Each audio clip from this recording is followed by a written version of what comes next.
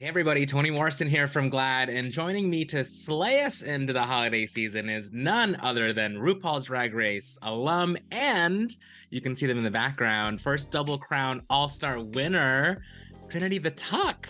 Hi, Queen. Hi, how's it going? It's so good. And listen, it's I have my sweater on. 'Tis the season. I'm so excited to talk to you about this. Out now is your first ever Christmas album, Trinity Ruins Christmas, the musical. Set the stage for us and tell me what the album is all about. Well, it's exactly what it says. Trinity's ruining Christmas. It's, a queer version of A Christmas Carol. And instead of Scrooge, it is Trinity. So it's not me, it's just named after me. And it's just a fun, campy, adult illustrated book. And something I've always wanted to do. I have a huge passion for books, as you can see. Such a fun project that we did, and I'm so excited that we were actually able to make it come to fruition. And everyone involved with this, from the illustrator to the person helping me write the book to the producer who helped me with the musical. It's just been so fun. Such a good project. Tell me about how, because you have your first ever Christmas album and this book that accompanies it. Talk to me about the storyboarding process, how you're able to weave kind of both stories into one project. Well, a couple of years ago, I actually came out with a Christmas song, actually an anti-Christmas song, as you can tell, called Trinity Ruins Christmas. It was like a drag bop, drag rapping, and in the idea of the Grinch. That was the inspiration at the time. And, Christmas comes around every year. So I was like, how can we revamp this to bring it out and make it current again? And so when we were throwing around ideas, we were like, why don't we make it a ballad? And then that went from, instead of it being a ballad, let's make it a song that's like that you could hear on a musical. And then it just spawned from there. And then I was like, well, how can we make this into a story? Because, every good musical has a full story. And so we picked A Christmas Carol and made Trinity Scrooge. And then you can, when you're listening to the album, you need to listen to it from beginning to end, because it literally tells the full story. Amazing. Okay. And then you can obviously read the book and see the illustrations too. But that's how it became what it is. It wasn't supposed to be this big project at all. And it turned into it. So it's been super fun.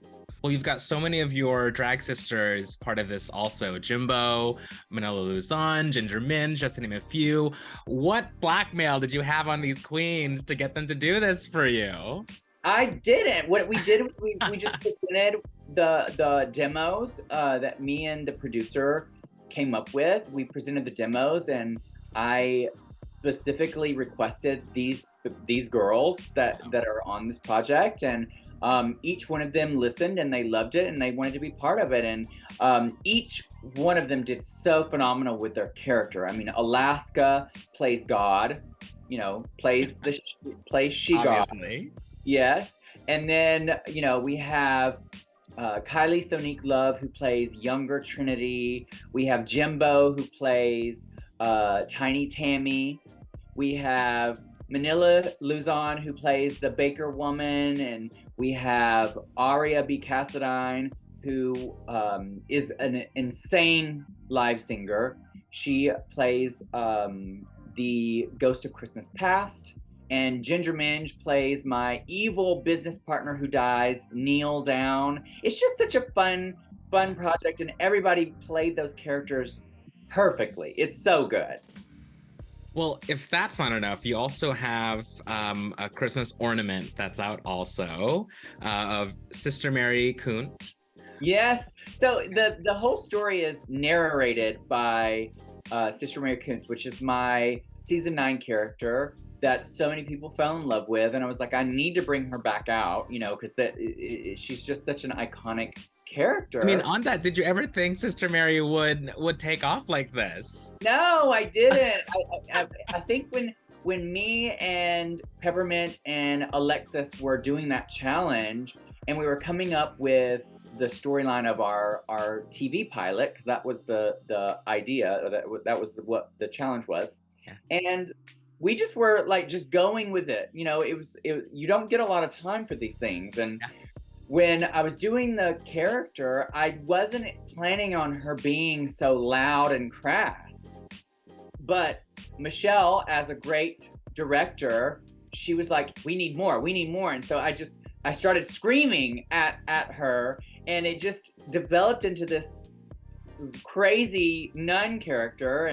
And over the years, I've done a couple of things with her, and she's just spawned into what the character is today. And what it is Trinity ruins Christmas, and you may not get this from the book, but Sister Mary Kuntz is a nun, but she's like a chain smoker. She drinks alcohol. You know, she's not really a good nun. You know, not that she's a bad person. She doesn't know anything about the Bible. So this is actually a story that she made up about from the good book. This is a story from the Bible, but not really. You know, it's not biblically accurate, and she just made up a story. So this is one of the chronicles. So I'm hoping that we can take Sister Mary and do a couple of more books in the future of different stories that she's made up from the Bible that, you know, that aren't real, you know. But you heard it here, folks. One of the first chronicle to come. Who doesn't love a delusional nun? I mean, we all can relate, right? I think I am. I have a case of Delulu these days myself. On the album, I love that you were saying that it's meant to be listened from start to finish in that order.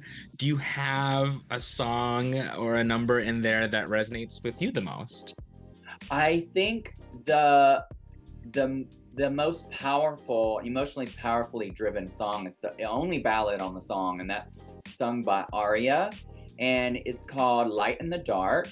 And when you're listening to it, you could definitely listen to it on its own. You kind of need to be able to get the full idea of what the song's about for this musical. You need to listen to the whole thing. But it definitely can resonate with everyone, because it's encouraging you to look past things that are going bad in your life, or not as you're planning, or, you know, mishaps or challenges that you go through in life, and look at the brighter side and find the light, the goodness in what is to come, because not all bad days are last forever. You know, eventually things will get better. And so the message behind the song is just so fabulous, and her voice just gives me chill bumps. Even just thinking about it, I just got chill bumps, because she does such a fabulous job, and it's probably my favorite song on the album. But all of them are so good. And you know, that's a great antidote to talk about kind of what's happening overall in our community right now, especially going into the holiday season. You know, we can't talk about books without book bans today.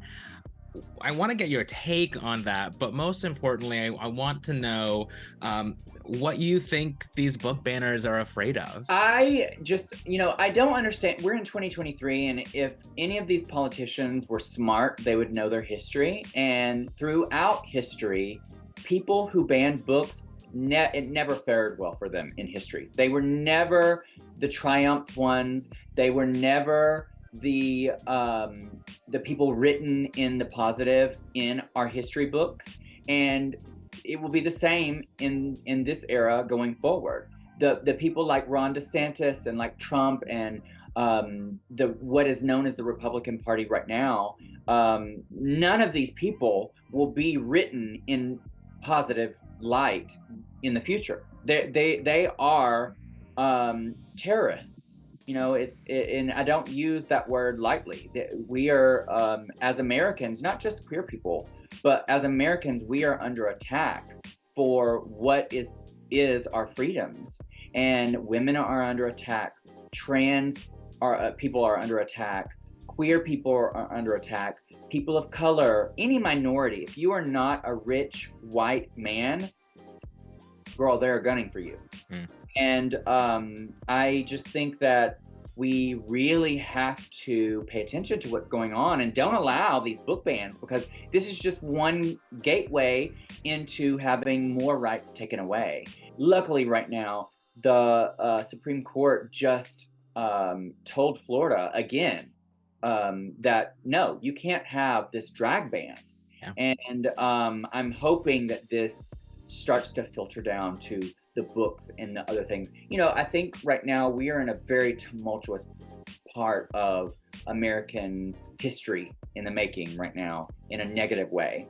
And but I do see a better future. I do think that overall, most Americans don't want any of this. Yeah. And we will get through this. We will. But we have to stay vigilant. We have to register to vote. We have to actually vote. And I don't personally care for Biden or the things that he has done, but I do know the alternative is far worse, and we have to be realistic of what's going on. And the only thing we can really do is change everything. Like, we really need to revisit how we're voting, and you have to vote locally, because that matters most. Yeah. Your local government matters most. So if you're only registered to vote for the president, you're doing yourself and your community a disjustice, because your local government has a huge pull and sway in how you live your life, where you live it. Preach. And thank you for that. And you're absolutely right when it comes to, we have GLAAD data that matches exactly what you are saying, that an overwhelming majorities of Americans support queer people. So it's something more about getting with the times. It's getting our voices heard and overcoming that loud minority out there too. And Christmas time can be a really tough time on a lot of queer people because of certain denominations of faith and beliefs, and the irony that Christmas may not feel like it's for everyone, and some families may not be accepting of their kids' identities and experiences. I'm curious what your relationship has been with Christmas, and if faith was a part of that growing up in Alabama, any of that experience growing up had influence on you dragging up the holiday season. I had a phenomenal childhood. I grew up very lower middle class. Like, I would say we were poor. But I was raised by my grandparents. Aside from the fact that they were super conservative, I grew up very loved. I was very, very blessed on that aspect. When I finally came out to my grandmother, that definitely switched it up a little, because she was not accepting of that. But as a child, I had a great childhood. I didn't get everything I ever wanted, but I had what I needed, and I had love, and the holidays were always a spectacle. We always had a Christmas tree and family and food. And so that is still to this day what I hold near and dear. I'm much more of a gift giver than a gift getter. And I value having my close friends and family around me during the holiday season. And that's always been important. But this story, you had mentioned something about, like, as queer people, during the holidays, we don't always have family. Well, that's kind of what made Trinity turn into the Scrooge she became in the story, is that when she was a child, she realized her family, she doesn't have her family during the holiday season.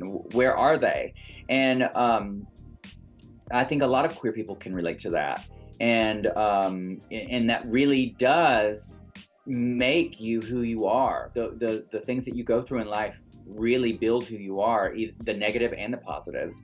And one thing about the story is that Trinity realizes that she may not be the best person, but she can be the best person she can be. And we all need to follow that. Kindness goes a long way. Even if you can't be, a saint, you can still have some empathy and kindness for your fellow neighbors and friends. And I think that's the moral of the story. Speaking of neighbors and friends, before I hop off, I do want to make mention that you are streaming in from Florida. Yes, That's where I you am. live. I am. So, more than just asking you what is life like for queer people in Florida, Florida's my home state also. What are you hearing from people in the community there? How are you banding together?